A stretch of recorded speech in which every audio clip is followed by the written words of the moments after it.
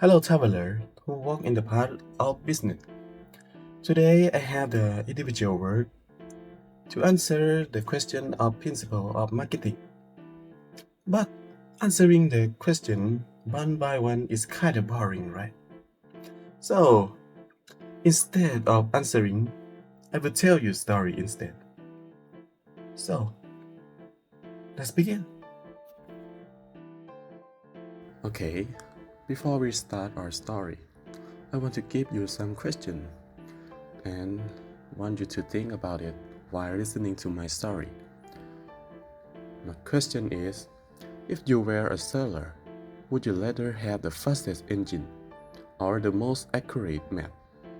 What happened to a crew that doesn't know where they are going? Okay, think about the answer and listen to my story. First, imagine that you are the captain of the Ranger, a ship setting off from the Mekong River banks in Vientiane. First and foremost, you need a strategic planning. Without it, you're just sailing aimlessly.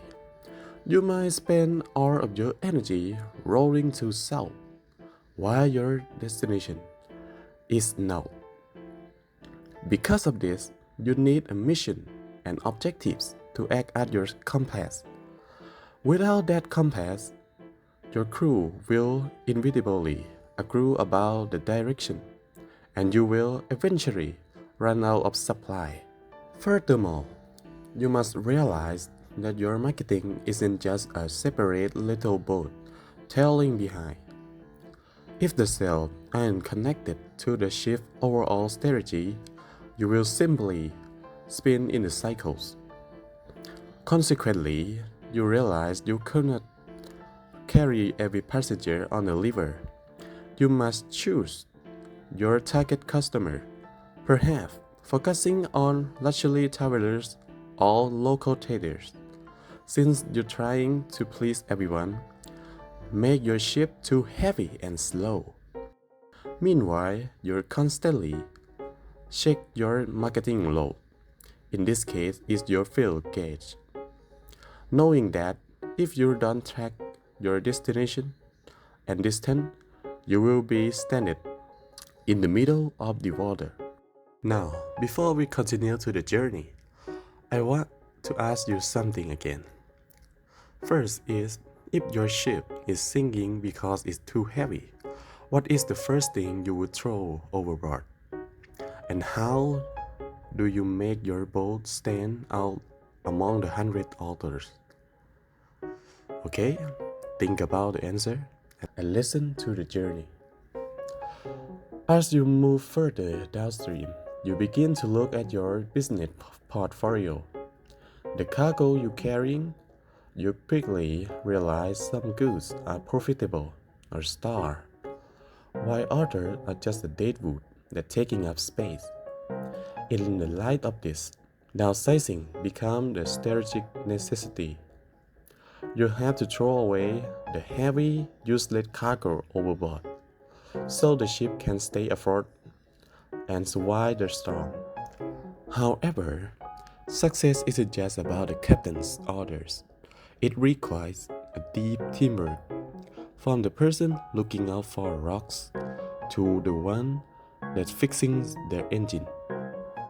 Everyone is part of value change. If one person fails, the customer's journey is ruined. In addition, in the river crowded with another boats, your positioning is what makes people recognize your ship's silhouette from a distance. Moreover, don't think this is just about the giant cruise ships. Small business need this planning even more.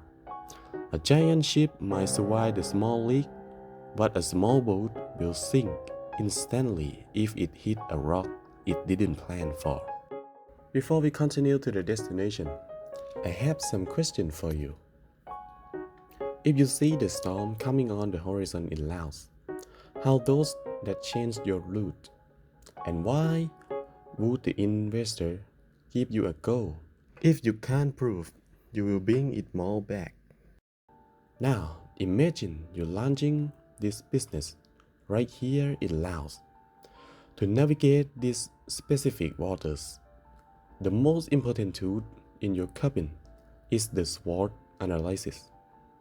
This helps you spot the golden opportunities in the growing economy while managing threats like currency fluctuations.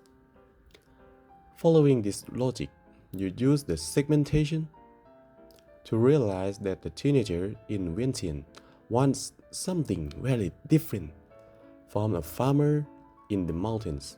If you ignore these steps, your business will likely hit a class 4 crisis before it even leaves the dock. This explains why investors are watching your return on investment so closely, because they want to ensure that their gold is being used to find more gold, not just throw it away in the river. Ultimately, the most practical skill for your future career isn't just knowing how to sail.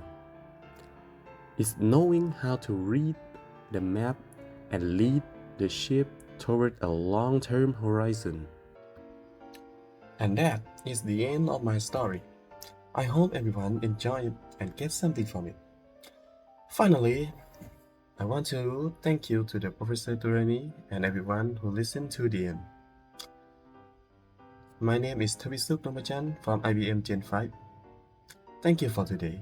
And remember, no matter how fast the horse is, it will always lose to the donkey, because the donkey leads first. Thank you.